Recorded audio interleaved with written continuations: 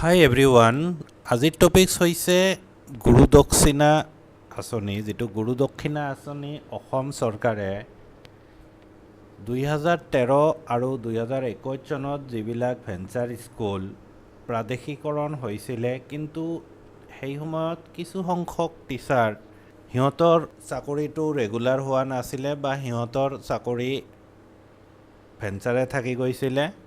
সেই শিক্ষকবিলাকক কিছু ফাইনেন্সিয়েল সকাহ দিবৰ কাৰণে অসম চৰকাৰে গুৰুদক্ষিণা নামৰ এটা আঁচনি লঞ্চ কৰিছিলে।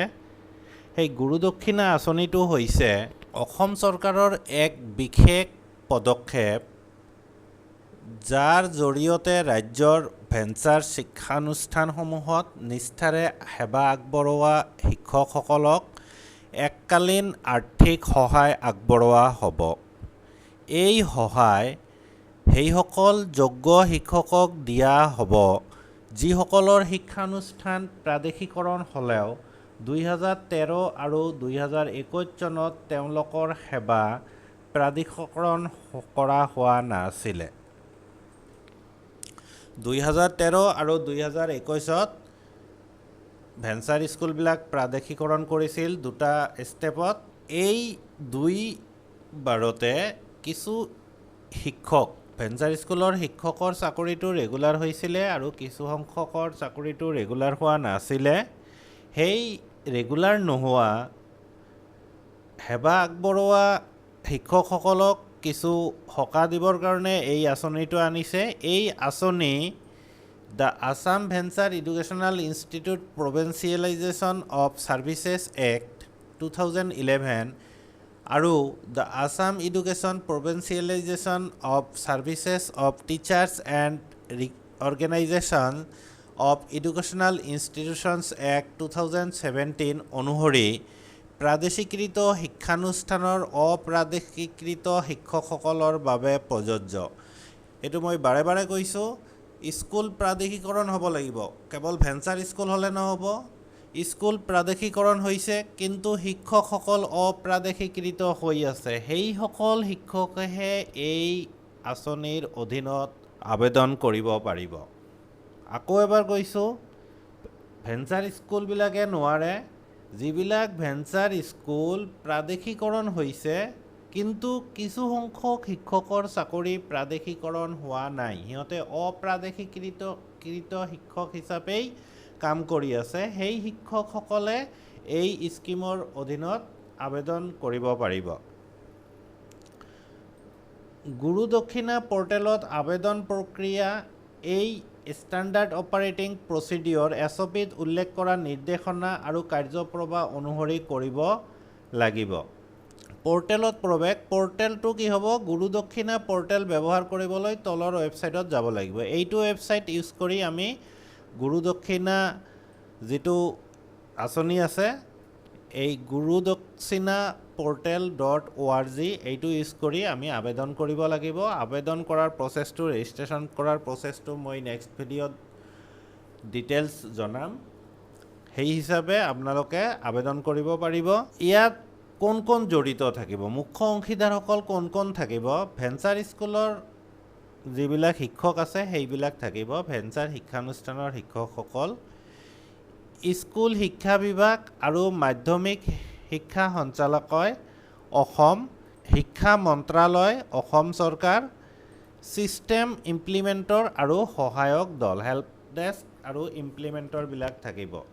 এয়া হ'ব অৰ্থাৎ primary, lower primary, upper primary, higher secondary আৰু কলেজবিলাকৰ এই অপ্ৰাদেশিকৃত শিক্ষক যিবিলাকৰ কলেজ বা স্কুল প্ৰাদেশিকৃত হৈছে, সেই শিক্ষকসকলে ইয়াত আবেদন কৰিব পাৰিব। ভূমিকা আৰু দায়িত্ব। আবেদনকাৰীসকল শিক্ষক হ'ব লাগিব। ফাৰ্ষ্টত পঞ্জীয়ন কৰিব লাগিব, ৰেজিষ্টাৰ কৰিব লাগিব, আবেদন পত্ৰ পূৰণ আৰু জমা দিয়া, ৰেজিষ্ট্ৰেশ্যন কৰা। তাৰ নেক্সট ষ্টেপটো হ'ল অনলাইন এপ্লিকেশ্যন কৰি ছাবমিট কৰা। ছিষ্টেম ইমপ্লিমেণ্টৰ। পৰ্টেলৰ পৰ্যবেক্ষণ কৰিব, প্ৰযুক্তিগত সহায় আৰু সমৰ্থন আগবঢ়াব যিবিলাক ছিষ্টেম ইমপ্লিমেণ্টৰ থাকিব। জিলা আৰু ৰাজ্যিক পৰীক্ষণ সমিতি। জিলা আৰু ৰাজ্যিক পৰীক্ষণ সমিতি মূল নথিপত্ৰৰ শাৰীৰিক পৰীক্ষাত মেইনছ ফিজিকেল ভেৰিফিকেশ্যন কৰা হ'ব। ৰাজ্যিক কৰ্তৃপক্ষত আবেদন অনুমোদন বা বাতিল কৰা হয়। জিলা আৰু ৰাজ্যিক পৰীক্ষণ সমিতিয়ে কি কৰিব, মূল নথি আৰু যিবিলাক আছে সেইবিলাকৰ ফিজিকেল ভেৰিফিকেশ্যন কৰিব। ৰাজ্যিক কৰ্তৃপক্ষই কি কৰিব, আবেদনটো অনুমোদন এপ্ৰুভ বা ৰিজেক্ট কৰাৰ অথৰিটিটো থাকিব ৰাজ্যিক কৰ্তৃপক্ষৰ ওচৰত। শিক্ষা মন্ত্ৰালয়, অসম চৰকাৰ আবেদনসমূহৰ তথ্য মূল্যায়ন কৰিব। সিহঁতে যোগ্যতাৰ মানদণ্ড, কোনে কোনে এই আঁচনিৰ অধীনত যোগ্য হ'ব, তলত উল্লেখিত ব্যক্তি শিক্ষকসকল আবেদন কৰিবলৈ যোগ্য। অসমৰ ভেঞ্চাৰ শিক্ষানুষ্ঠান LP, UP, high school, higher secondary school, degree কলেজৰ শিক্ষক যিসকলৰ শিক্ষানুষ্ঠান প্ৰাদেশিকৰণ হৈছিল কিন্তু 2013 আৰু 2021 চনত তেওঁলোকৰ চাকৰি প্ৰাদেশিকৰণ হোৱা নাছিল, সিহঁতে যোগ্য হ'ব। অৱসৰপ্ৰাপ্ত ৰিটায়াৰ্ড ভেঞ্চাৰ শিক্ষক যিসকলৰ সেৱা প্ৰাদেশিকৰণ কৰা হোৱা নাছিল।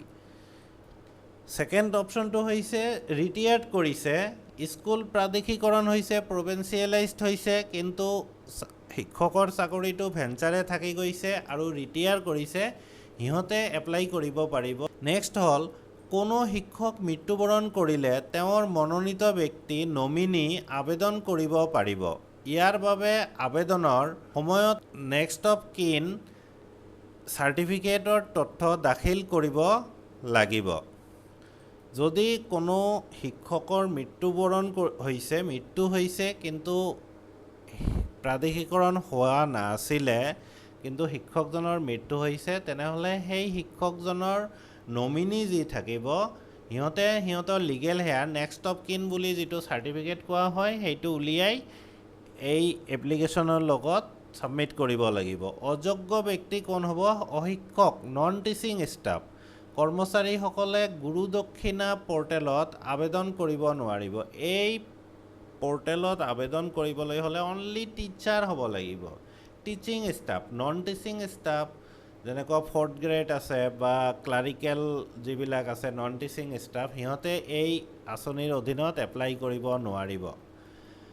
গুৰুত্বপূৰ্ণ নিৰ্দেশনা দিছে, পঞ্জীয়নৰ সময়ত প্ৰদান কৰা মোবাইল নম্বৰ আৰু ইমেইল ID চূড়ান্ত আবেদন জমা দিয়াৰ পিছত সলনি কৰিব নোৱাৰিব। আপোনালোকে যিটো মোবাইল নম্বৰ আৰু মেইল ID ইউজ কৰি ৰেজিষ্ট্ৰেশ্যন কৰিছে আৰু ফৰ্মটো ছাবমিট কৰিছে, সেই মোবাইল নম্বৰ আৰু মেইল ID চেঞ্জ কৰিব নোৱাৰিব। সেই মোবাইল নম্বৰ আৰু মেইল IDৰ জৰিয়তে আপোনালোকক কণ্টেক্ট কৰা হ'ব।